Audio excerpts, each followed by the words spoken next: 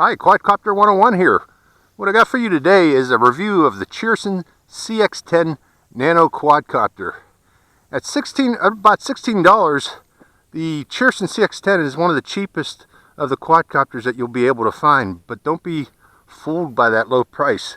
This little CX10 is a very maneuverable quadcopter, very nice performer, even with this little tiny controller. So that's what I'd like to talk about today, is this little quadcopter. Let's review it overall, its general shape. It's just a very basic looking quadcopter. There's nothing special about it. It has a little on-off switch, a little charging port for its battery. Notice that its battery is encased within the quadcopter itself, which means you can't replace the batteries between flights on this. But for most nanocopters, you can't do that anyways. They're all more or less have this encased battery. The only reason I can think of that they do this is that they want to give the motors a chance to cool down, these very tiny motors on these nano quadcopters. So in effect, all you can do is one flight, then you have to recharge the quadcopter again before your next flight. And again, I think they want to give time for these motors to cool down.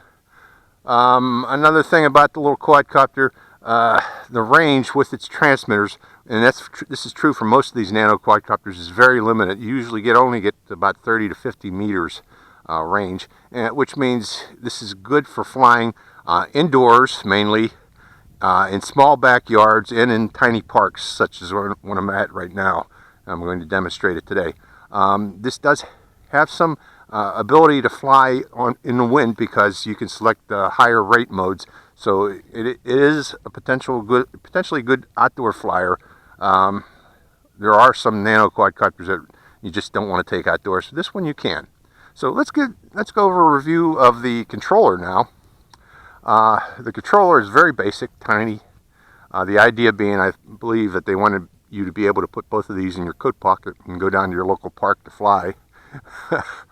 But on the controller itself, you notice that there's no trigger buttons that you normally see on these controllers.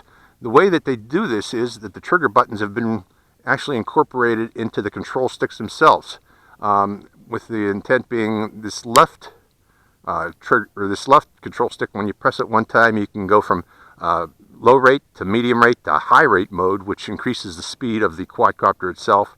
And the right control stick, when you press it, selects the ability to do flips on the quadcopter. You press it once, you'll hear a beep, and then you can tell the quadcopter which direction you want to flip.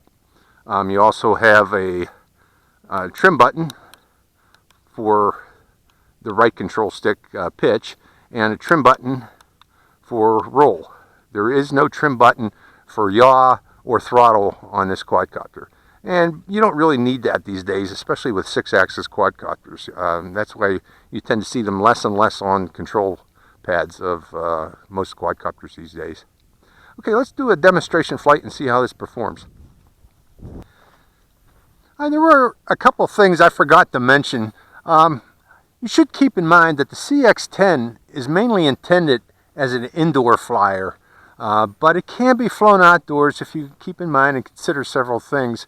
First off, again, the limited range of this transmitter, it only gives you about 30 meters range. You don't want to fly it across the football field. It's not going to happen.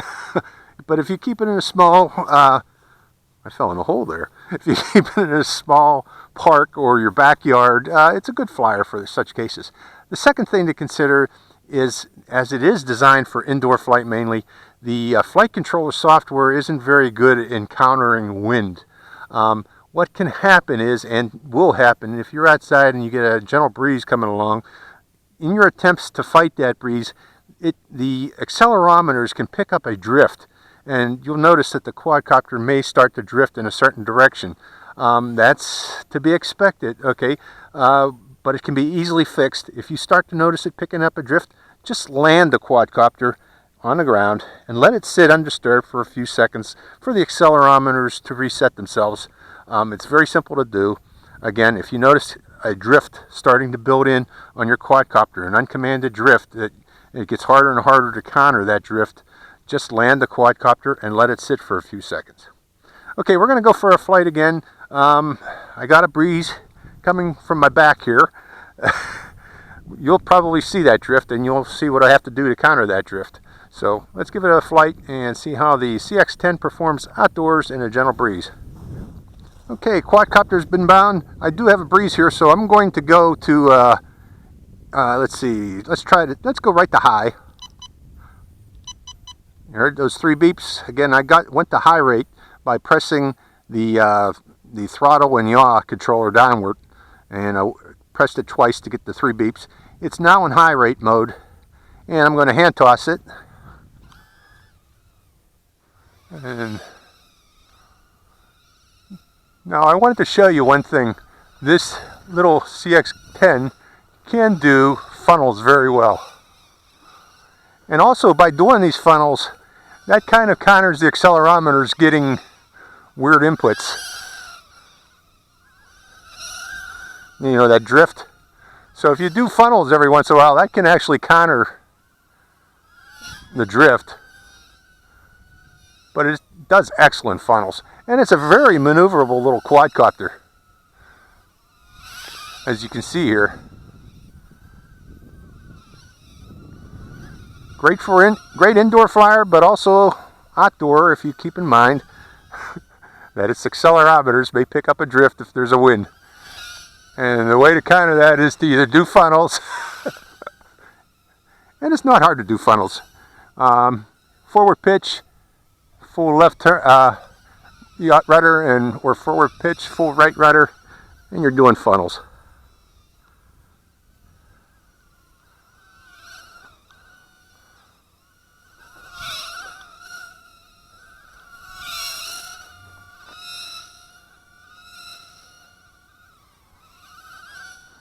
The CX10.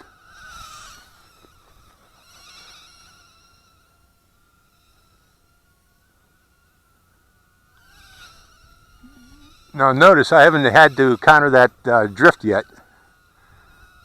If I just fly around like this, let's see if I can show you what happens with that drift if I actually encounter it. The wind seems to have stopped. Now have I shown you flips? This does flips very well. The CX10. You press down the right stick and tell it which direction to flip by pushing right or back.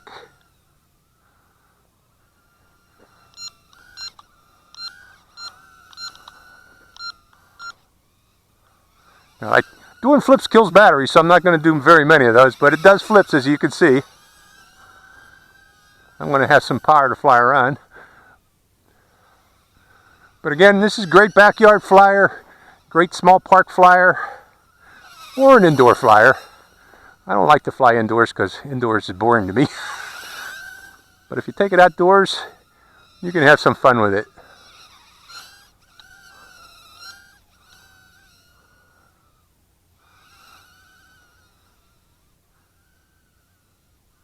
And again, keep in mind, your range in this is not very large, so keep it close.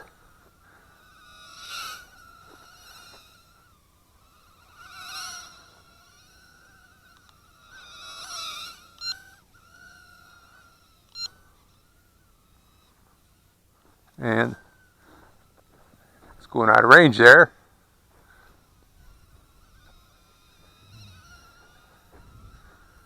So that's the CX10.